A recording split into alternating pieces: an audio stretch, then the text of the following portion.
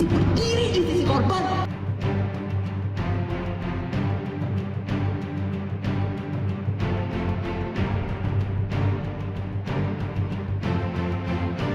Lu pernah masih berdiri di sisi korban? Apa cuma omong doang?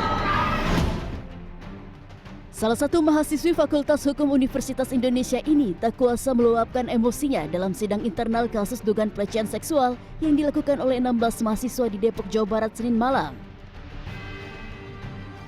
Suasana sidang bahkan sempat memanas saat 16 mahasiswa terduga pelaku pelecehan seksual itu dihadirkan di hadapan massa. Kasus dugaan pelecehan seksual berbasis digital di lingkungan Universitas Indonesia mencuat dan menjadi sorotan publik setelah sejumlah tanggapan layar grup chat mahasiswa beredar luas dan menunjukkan adanya percakapan yang mengarah pada pelecehan verbal serta objektifikasi perempuan. Hal ini menuai kecaman warganet dan kalangan mahasiswa.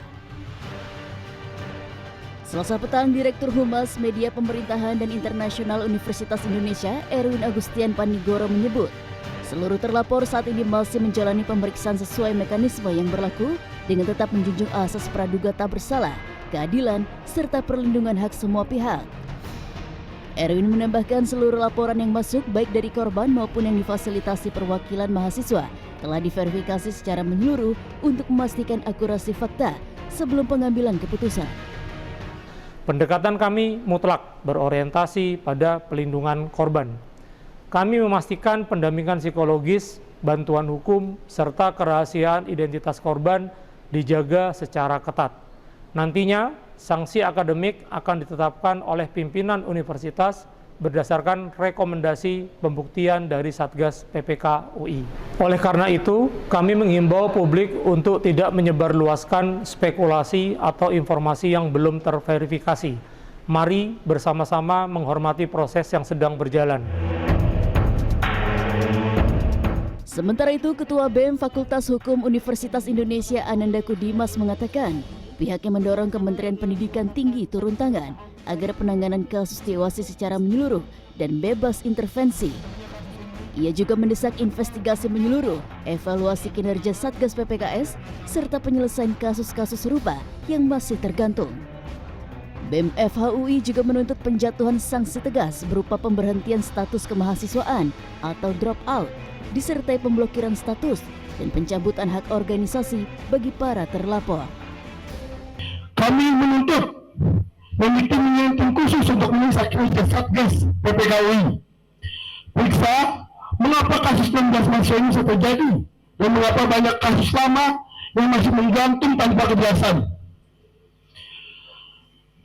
Kasus ini ada peringatan keras bagi UI. Kementerian harus mengevaluasi status UI sebagai institusi pendidikan.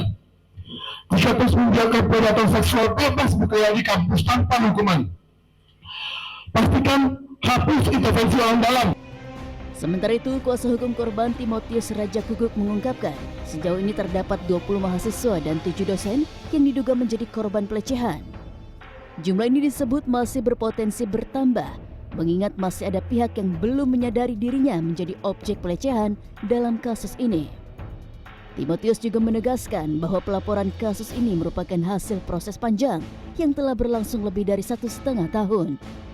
Tidak ada tekanan, tidak ada pengancaman. Hal tersebut merupakan hasil dari upaya mereka selama lebih dari 1 tahun memperjuangkan kasus ini. Jadi jangan dianggap ini merupakan hanya bocor yang tidak jelas, yang hanya tidak begitu saja bocor. Ini perjuangan lebih dari setahun semuanya. Dan melihat kasus ini seperti ini, melihat penanganan dari kampus juga, saya menaruh harapan banyak, baik pada pihak universitas maupun pihak fakultas. Permohonan kami sederhana, hanya ada satu sanksi kami harapkan, drop out. Menanggapi polemik ini, Komisi 10 DPR RI akan memanggil sejumlah rektor untuk membahas hal tersebut pada 20 April mendatang. Wakil Ketua Komisi 10 DPR RI Lalu Hadrian mengatakan pemanggilan ini dilakukan untuk memberikan efek jerah dan memberikan sanksi kepada sejumlah kampus yang bermasalah, terutama dalam kasus kekerasan seksual, kekerasan verbal, dan lainnya. Ya, tentu kami rencana sebelum reses akan memanggil rektor UI dan rektor kampus-kampus yang bermasalah, terutama terhadap kekerasan seksual, kekerasan verbal, kekerasan fisik lainnya. Supaya apa? Supaya ada efek jera. Tentu sanksi tegas harus diberikan. Di Permendikbudristek nomor 55 tahun 2024 itu sebenarnya sudah jelas diatur di situ. Mekanisme penanganan seperti apa, kemudian pencegahannya seperti apa, itu sudah jelas. Cuman kenapa ini bisa terjadi? Karena kita belum sungguh-sungguh menerapkan regulasi itu. Nah, masih berdiri di sisi korban. Apa cuma omong doang? Sebelumnya, kasus ini mencuat setelah beredarnya tangkapan layar percakapan grup yang diduga berisi konten pelecehan dan objektifikasi terhadap perempuan yang dilakukan sejumlah mahasiswa di Fakultas Hukum Universitas Indonesia. Hingga kini belum ada keputusan final terkait sanksi yang diberikan kepada 16 mahasiswa terduga pelaku. Kasus ini masih dalam penyelidikan pihak universitas. Tim Liputan CNN Indonesia.